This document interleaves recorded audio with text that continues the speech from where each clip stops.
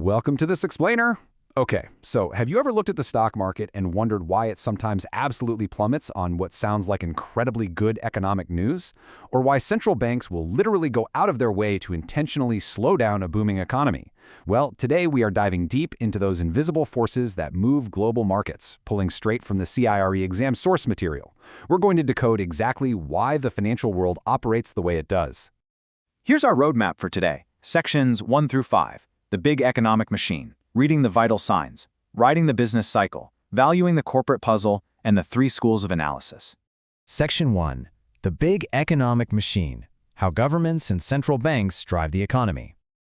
All right, let's look at the ultimate economic tug-of-war. Why did different leaders choose vastly different solutions for the exact same economic problem?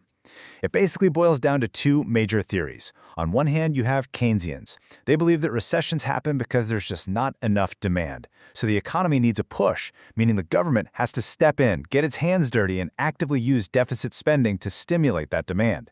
But then on the other side of the aisle, you have monetarists. They argue that inflation is strictly a monetary issue. Too much money chasing too few goods. They believe that controlling the money supply through the central bank is really the only stable way to manage an economy, and they strongly prefer to just let free markets self-correct. So these 2 philosophies give us our 2 main toolkits: fiscal policy, which is controlled by the government, and monetary policy, controlled by the central bank. Honestly, just think of the economy like a car.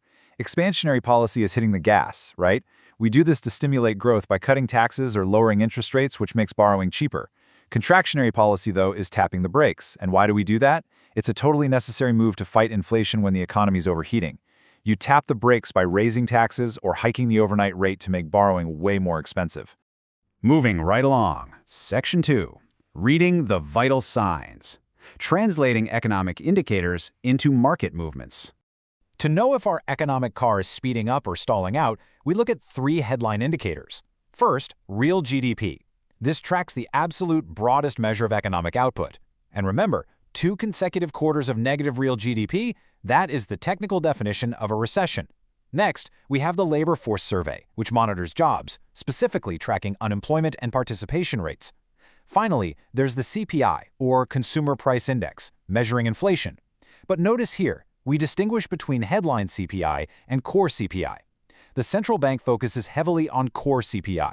Why? Because it strips out those wildly volatile food and energy prices, giving us a much clearer picture of the true underlying inflation trend. But here is a fascinating mystery for you. Let's say a jobs report comes out and it's really strong, or GDP actually grows by 2%. Why in the world might the stock market suddenly tank? It feels totally backward, doesn't it?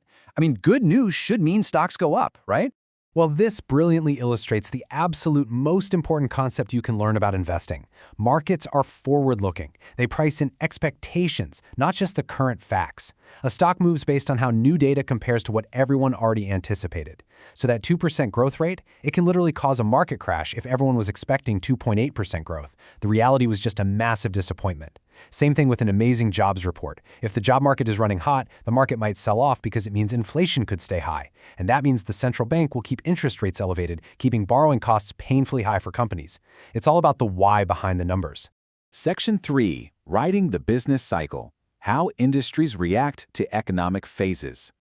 Why do the pros constantly rotate their money between different sectors? Well, because businesses react very differently depending on where we are in the economic cycle.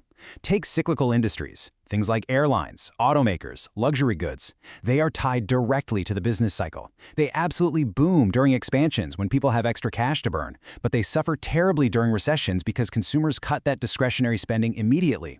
Defensive industries, on the other hand, your utilities, consumer staples, healthcare, they actually outperform in a recession. Why? Inelastic demand. Even in a massive economic downturn, people are still going to pay for water, electricity, and basic groceries. Section 4. Valuing the corporate puzzle. Financial ratios, statements, and takeover rules. Now, analysts use a bunch of different ratios to value a company, and the reason they do this is because companies just aren't one size fits all. You'd use the PE, or price-to-earnings ratio, for mature, profitable companies to see exactly how much you're paying for every single dollar of earnings. But what about an unprofitable tech startup where earnings are frankly completely non-existent? You have to pivot. That's when you'd use the price-to-sales ratio instead. And then we have the PB, or price-to-book ratio. This one is the ultimate tool for banks and financial institutions because for a bank, their assets, their loans and deposits literally are their core business. To actually calculate those ratios, we have to dig through the three main financial statements. First, the balance sheet. This gives us a point-in-time snapshot, like a photograph, of exactly what a company owns and what it owes. Next, the income statement shows profitability and performance over a specific period of time. But listen, we desperately need the statement of cash flows. Why? Because revenue on the income statement is recognized when it's earned, not necessarily when the cold hard cash actually hits the bank account. So the cash flow statement is your ultimate reality check to make sure a supposedly profitable company isn't secretly just hemorrhaging cash behind the scenes. And if, after crunching all those numbers, a company looks severely undervalued, well, a larger player might just try to swoop in and buy them out entirely. But they can't just do this in the shadows. Acquiring just 20% of a public company's shares is the exact trigger for a formal takeover bid. This 20% threshold is absolutely crucial. At that level, you are gaining significant control, and corporate governance rules step in to demand full transparency for the rest of the market. Boom, you cross that 20% threshold, a formal bid is triggered, and strict rules immediately kick in. Specifically, the rules mandate a minimum offer period of 105 calendar days.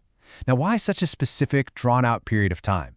It's entirely designed to protect the target company's shareholders.